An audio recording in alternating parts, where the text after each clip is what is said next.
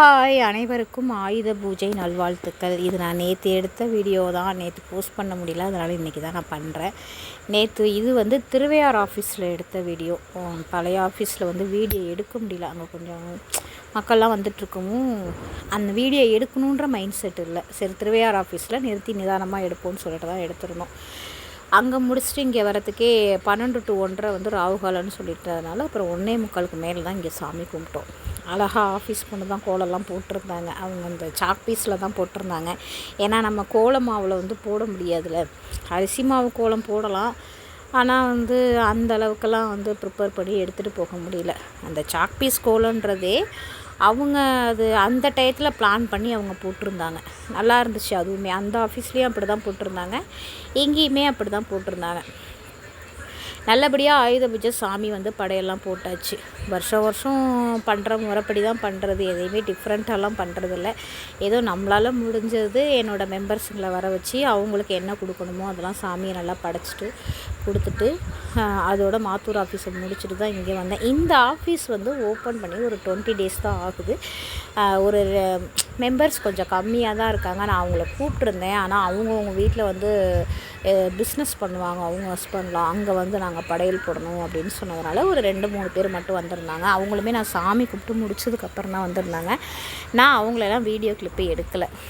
ஏன்னா யாரோட பர்மிஷனும் இல்லாமல் நம்ம எடுக்கக்கூடாது. அவங்க வீடியோ எடுக்கிறதுக்கு ஓகே சொன்னால் மட்டும்தான் நான் எடுப்பேன்.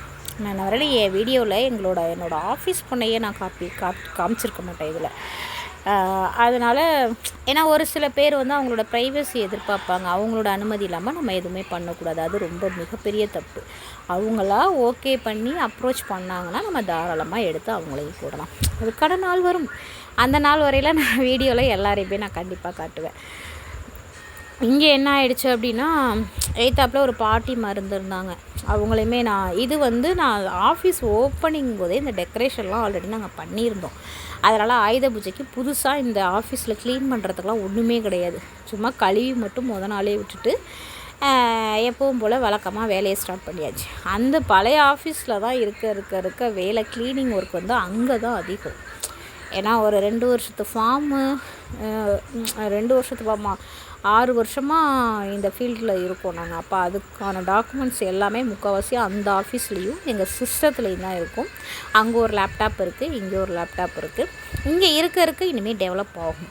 அதுக்கான உழைப்பு போட்டால் மட்டும்தான் ஆஃபீஸ் இங்கே இருக்குதுன்னு எல்லாத்துக்குமே தெரியும். அதுக்கான உழைப்பு நான் போட்டுட்டு தான் இருக்கேன். கொஞ்சம் இன்னும் நல்லா முயற்சி பண்ணணும். நம்ம எப்படி சொல்கிறதுனா, ஒரு ஏரியா ஃபிக்ஸ் பண்ணி வச்சுருப்பேன். ஆனால் அது தலைகீழாக மாறிடும்.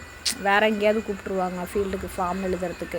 அதனாலேயே அது கேன்வாஸ் கொஞ்சம் தள்ளி போயிட்டே தான் இருக்கும். அதை நாளையிலேருந்து திரும்பவும் அதை ரீஸ்டார்ட் பண்ணலாம். அதாவது ஆஃப் டே ஆஃபீஸில் இருந்துட்டு ஆஃப் டே கேன்வாஸ் பண்ணலாம் அப்படின்ற ஒரு மைண்ட் செட்டை நான் இன்றைக்கி யோசித்து வச்சுருக்கேன். அது நாளைக்கு எப்படின்றது நாளைக்கு விடிஞ்சால் தான் தெரியும். ஏன்னா எதையுமே நம்ம இன்றைக்கி நைட்டு இந்த வேலையை இந்த டயத்தில் முடிக்கணும் நம்ம பிளான் பண்ணுறோம். ஆனால் அதுக்கு ஏறுக்கு மாறாக தான் நடக்குது. ஏன் விஷயத்தில் நேற்றே ஆயுத பூஜை அன்னைக்கு சீக்கிரம் வரணும் அப்படின்னு சொல்லிட்டு நான் பிளான் பண்ணியிருந்தேன். ஆனால் அது 1 மணி நேரம் கொஞ்சம் லேட்டானதுனால சுத்தமாகவே டைமே கொலாப்ஸ் ஆகிடுச்சு. இந்த திருவையார் ஆஃபீஸில் 9 to 10 முடிச்சுட்டு அங்கே போகலான்னு ஐடியா பண்ணோம். அது மாறிடுச்சு. ஓகே ஃப்ரெண்ட்ஸ், வீடியோ பிடிச்சிருந்தா லைக் பண்ணுங்கள். அடுத்த வீடியோவில்